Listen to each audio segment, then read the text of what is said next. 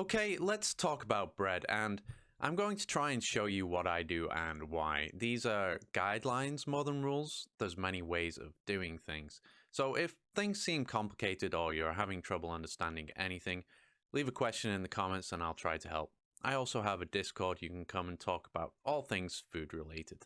First of all, you're going to have to start by feeding your starter or mixing a pre-ferment if you don't have a starter. The flour you use here doesn't really matter. I recommend experimenting to find which flours give you the best taste and smell in the end product for you. You can use all white, mixtures of other flours, or whatever you have lying around. I personally like the smell and flavor of half wholemeal rye and normal wholemeal bread flour, which I'm using here. Mix only as much or just slightly more than you need. You don't need much left to get your next starter going. Here I use as little as a teaspoon to get mine started. Even the scrapings of what's left in your jar will be enough. Use more if you need it to go faster. This amount is usually fine for a working starter in the morning if I mix it the previous evening and leave unrefrigerated. If you're making a pre-ferment with dried yeast, then just add a half or full teaspoon of yeast to your water and flour, depending on how fast you want it to be ready. For this loaf, I wanted about 120 to 140 grams of starter. Don't worry if you don't make enough, it's going to work with the less, it'll just take slightly longer to rise. The recipe here should roughly be a 90 to 100% hydration of flour, meaning that if you use 60 grams of flour, you should add 60 grams of water. Your starter can be used when it's visibly creating plenty of air in the structure of the mix, or it's risen at least 50 to 100% in volume. As such, using a clear container for your starter to determine these visual clues is highly recommended. You're going to have to understand what your dough and starter looks like at each stage and how it reacts for consistent results. Your ingredients are going to change over time, the temperature of your kitchen and the virulence of your starter depending on when it's been fed, etc, etc. Having said all that, we do want to weigh our ingredients, and here I'm mixing 120 grams of active starter or pre-ferment if you're using, 220 to 240 grams of water, 360 grams of very strong bread flour, and 10 to 12 grams of sea salt. These are guidelines I start with, and in mine I almost always add a little more water, but you should start with less water. Mix and add more to your doughy mess to get the desired consistency.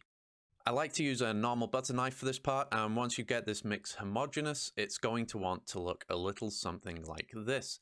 Messy, wet, and craggy, and that's perfect as long as there's no big clumps of anything not mixed in. You can stop at that point. We are now going to let this rest, or autolyze as it's known, for at least 30 to 60 minutes. This step, which lets the flour hydrate, aids easier mixing, kneading, folding, and superior gluten development. Autolyze after mixing should not be ignored if you're skipping the kneading step like I normally do. The all-in-one mixing method is usually fine for me. You can, however, leave out the starter and salt pre-autolyze and add them into the dough with a touch of water post-autolyze. This step does make for very slight improvements in gluten development and rise time. After the autolyze is when you would usually knead the dough, and you can if you want to. I prefer the lazy method though, as long as I don't have to leave the dough unattended for the first 4 folds. More on folding in a moment. If you want to get the gluten development over with and just leave it to rise, then you should definitely knead and optionally fold as well. I'll leave some links and information in the description box if you want to know more about kneading. Since I'm skipping the kneading, to develop the gluten, my tools are going to be time and what is called a fold. A fold consists of lightly stretching the edges of the dough in 4 or more places and folding them over the center mass of the dough as far as feels comfortable. I'm going to fold once every 30 or so minutes until the dough becomes smooth, elasticy, and starts to hold its shape around the side of the bowl after resting. This should take no longer than 3 to 6 hours. Do not force the dough during the folding to stretch more than it wants to, as this will tear the gluten structures you are trying to develop.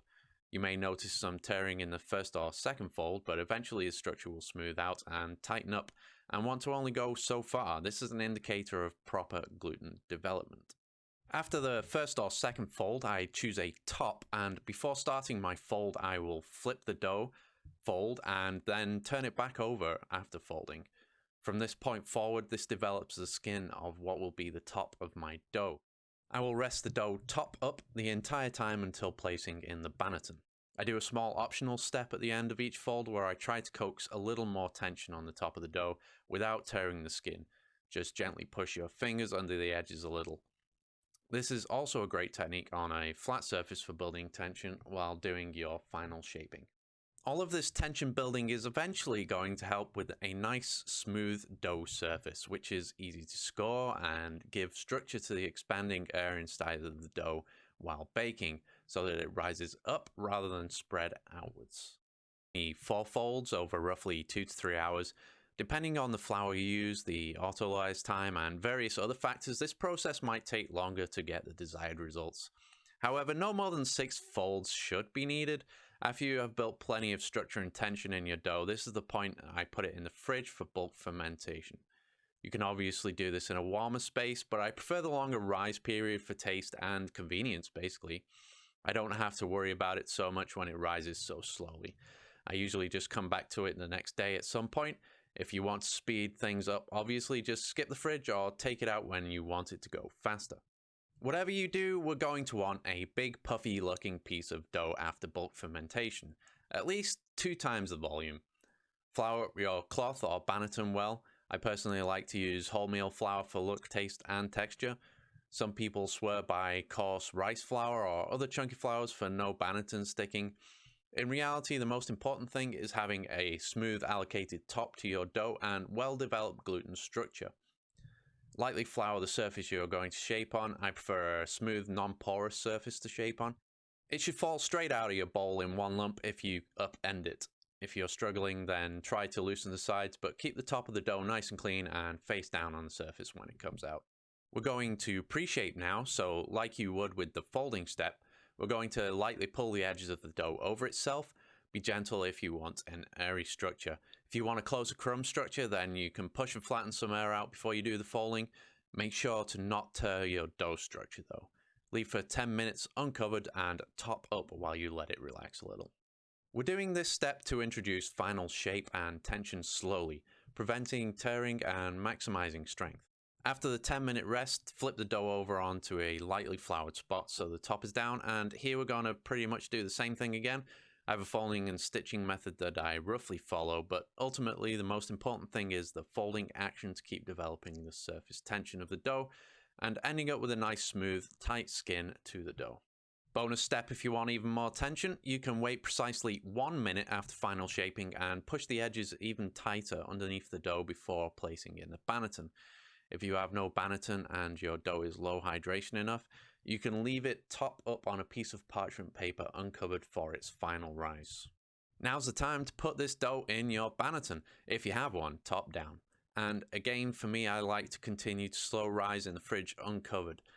I know I wrap it up here, but that's actually less helpful than letting the dough exterior dry out. I'll bake this dough tomorrow morning or even the day after, whenever it suits me, or whenever I think it's had enough time to get all puffy and airy. When it's done, it's going to be very pillowy and probably have risen a good 50 to 75% from when you put it in your banneton. Preheat a lidded oven-safe pot to its maximum temperature, hopefully 250 to 270 degrees Celsius for 1 hour.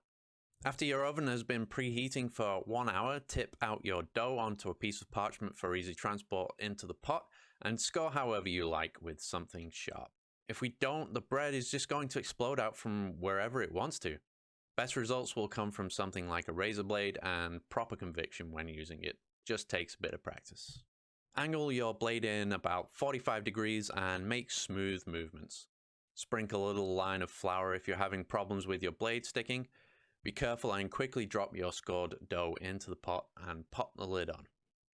Put it into the oven and drop the temperature down to 220 degrees Celsius. Wait for 20 minutes, at which point you're going to want to take the lid off. Reduce the temperature to 200 degrees C or lower and bake to your desired color. This should take at least 30 to 40 minutes. It will be gummy inside if you don't cook it well enough. Place it onto a wire rack and please don't cut into it until it is fully cooled. Have fun, stick to the guidelines, and enjoy delicious bread.